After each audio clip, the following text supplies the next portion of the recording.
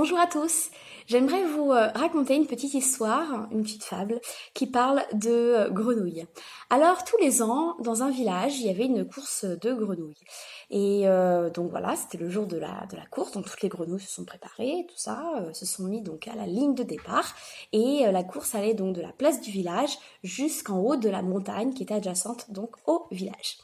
Voilà, donc c'est le départ, toutes les grenouilles partent et elles commencent donc à sauter, forcément parce qu'elles ne courent pas, elles sautent, et elles commencent donc à monter la montagne.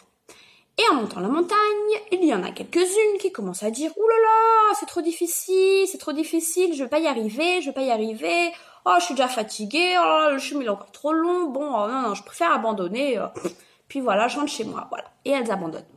D'autres, non, nous on va persévérer, on va y arriver, on va gagner cette course et tout ça. Donc elles continuent à monter.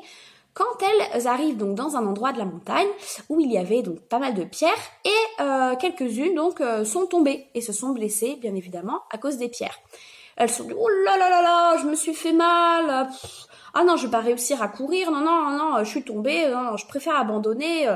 Oh non, j'y arriverai pas. Et donc du coup, elles ont abandonné aussi et sont rentrées chez elles. Mais les autres, non, elles ont continué à persévérer parce qu'elles voulaient réussir et gagner cette course.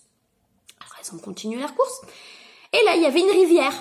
Ils se disent, comme ça va être super difficile de traverser cette rivière, comment on va faire? On doit faire des bonds de géants pour sauter, pour y arriver et tout ça. Et il y en a qui ont dit, non, moi j'ai pas envie de me mouiller, j'ai pas envie de tomber dans l'eau et tout, bon, je préfère abandonner parce que de toute façon, regarde, il y a encore des kilomètres et des kilomètres de course, je suis trop fatiguée, j'ai mal, j'arriverai pas. Et voilà, donc il y en a qui ont encore abandonné. Il y avait à ce moment-là plus que 3 grenouilles. 3 grenouilles encore en course, qui ont réussi à surmonter donc tous ces obstacles, les pierres, la montagne, les rivières et tout ça. Et voilà qu'il y avait des personnes sur le chemin de la course, un peu comme dans le Tour de France, toujours des personnes, des supporters qui viennent pour supporter et tout ça, pour encourager. Mais au lieu d'encourager ces petites grenouilles à terminer la course, elles ont commencé à dire « Oh là là, regarde encore tous les kilomètres qui restent à faire, elles vont jamais y arriver, il va leur prendre encore un mois pour arriver jusque là-haut, puis regarde comment la pente elle est inclinée, oh, ça va être tellement difficile. Oh, moi si je serais elle, j'abandonnerais, je dis ça, je dis rien. » Et donc du coup, ces grenouilles qui étaient en train de goûter ça, elles ont dit « je crois qu'elles ont vraiment raison. » Donc du coup, elles ont aussi abandonné. Elles étaient trop fatiguées et elles ont abandonné. Voilà. Mais il y en avait encore une qui n'abandonnait pas, qui persévérait et qui allait gagner cette course. Et elle dit non, moi je vais gagner et tout ça. Et alors, elle continue à monter. Puis là, les personnes ont carrément dit mais arrête, tu vas te fatiguer, tu vas être morte de fatigue. Rentre chez toi, tu vas pas y arriver, tout le monde a déjà abandonné, de toute manière, la course est annulée, allez, vas-y, arrête. Mais elle ne voulait pas arrêter, elle continuait, et elle a continué, et elle a même remporté la victoire, puisqu'elle a gagné, elle est arrivée au bout de la course, et elle a gagné. Et voilà, quel était le secret de cette petite grenouille? Eh bien, tout simplement, cette petite grenouille, pourquoi elle n'a pas abandonné comme toutes les autres, en écoutant avec les obstacles ou en écoutant les désencouragements de tout le monde? Tout simplement parce qu'elle était sourde. Elle n'entendait rien. Et quand des personnes étaient en train de lui dire « Abandonne, tu vas pas y arriver », elle pensait qu'on disait « Allez, vas-y », qu'on l'encourageait. Donc en fait, cette petite grenouille, elle a transformé ces obstacles finalement en force. Parce que c'est grâce à tout ça qu'elle a réussi et qu'elle a persévéré.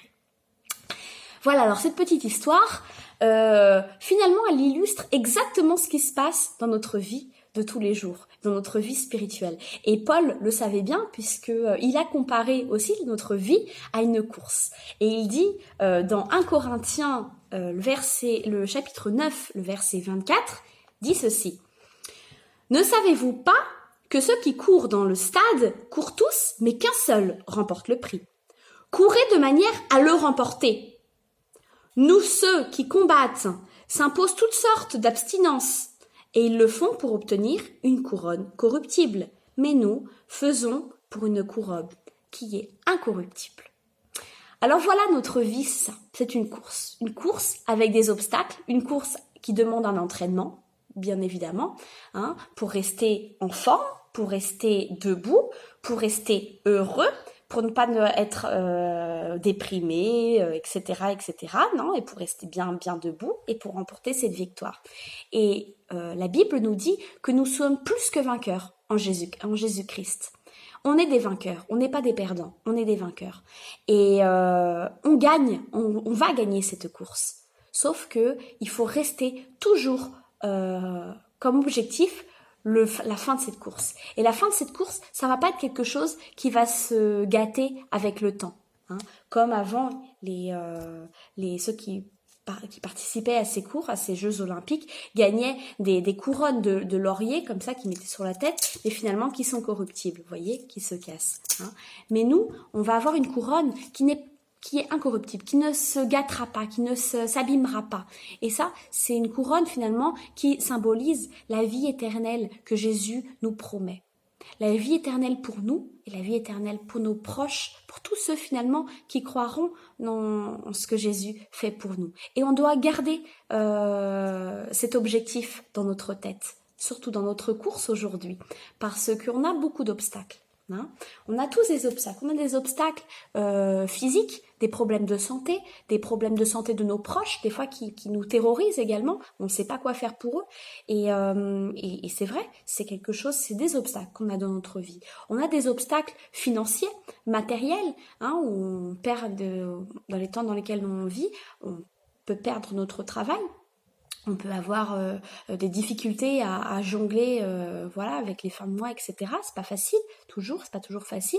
On a des difficultés également émotionnelles, des fois tellement de personnes finalement qui n'arrivent pas à avancer, qui n'arrivent pas à s'en sortir parce qu'ils vivent dans le passé, parce qu'ils n'ont pas confiance en eux, etc. Et ça, c'est des choses, c'est des douleurs qui sont extrêmes et qui nous empêchent finalement de dépendre de Dieu parce qu'on dépend de notre propre douleur physique, émotionnelle, de notre peur, etc. Et on n'arrive pas à dépendre de Dieu parce qu'on dépend finalement de nous-mêmes et on n'arrive pas à trouver une solution à tout ça. C'est pour ça que ça ne sert à rien de rester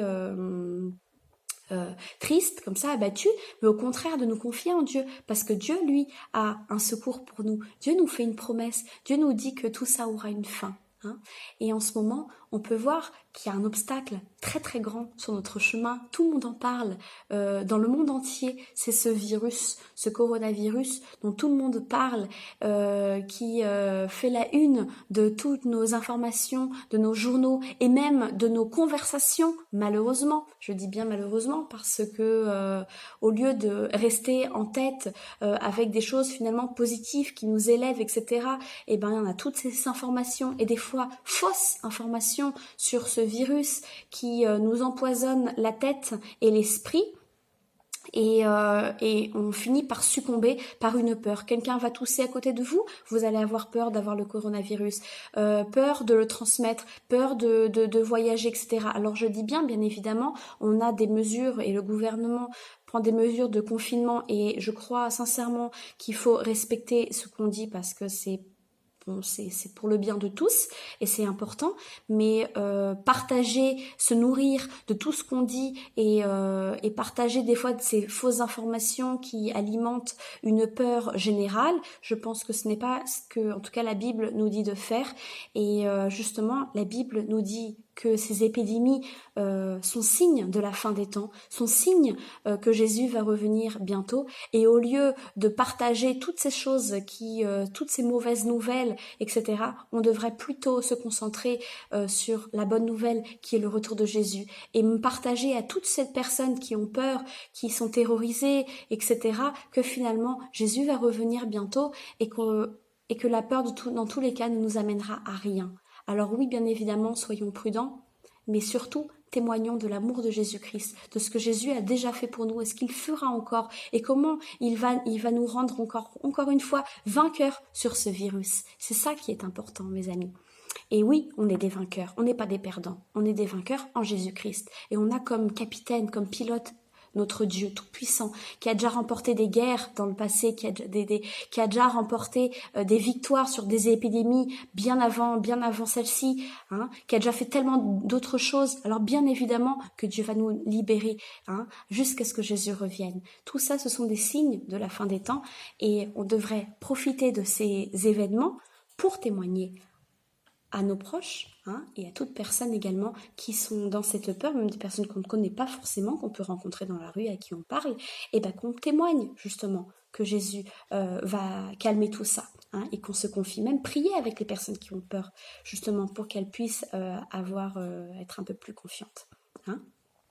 C'est ma grande prière pour moi, pour vous, pour nous tous finalement, qu'on puisse réussir et aller jusqu'au bout de notre course, en affrontant ces obstacles, en les surmontant, que ce soit la peur, la maladie, les douleurs, les problèmes d'argent, enfin tout finalement, hein, on va surmonter tout ça parce qu'on est des vainqueurs et non des perdants. Et Paul dit une autre chose dans ce même livre des Corinthiens que j'aimerais partager avec vous. Il dit ceci, un texte que j'apprécie particulièrement, qui est très important, surtout pour notre époque en ce moment. Alors prêtez bien attention. Il dit ceci, « Aucune tentation ne vous est survenue qui n'ait été humaine, et Dieu, qui est fidèle, ne permettra pas que vous soyez tentés au-delà de vos forces. Mais avec la tentation, il préparera aussi le moyen d'en sortir, afin que vous puissiez la supporter. » Amen. C'est une merveilleuse promesse que Dieu nous fait, que finalement rien n'est insurmontable, hein, et que Dieu aura toujours une sortie de secours pour nous. Hein. Alors, soyons confiants, et c'est pas un virus, un coronavirus qui va nous abattre, qui va nous éloigner de Dieu. Bien au contraire, ça va nous rendre bien plus forts et c'est une occasion justement de témoigner, de parler de ce que Jésus fait et fera pour chacun d'entre nous. Alors, comme cette petite grenouille, soyons sourdes à toutes les attaques de Satan, à tous les obstacles qui sont sur nos chemins et soyons bien entendants à la parole de Dieu qui nous fait cette promesse qu'il aura une sortie, une porte de secours pour nous. Alors gagnons cette course, soyons vainqueurs et ne perdons pas comme objectif notre vie éternelle pour nous, pour nos proches, qui est finalement quelque chose qui sera incorruptible et qui ne se gâtera jamais. C'est ma prière et je vous souhaite une très bonne journée sous le regard de notre Dieu. Amen.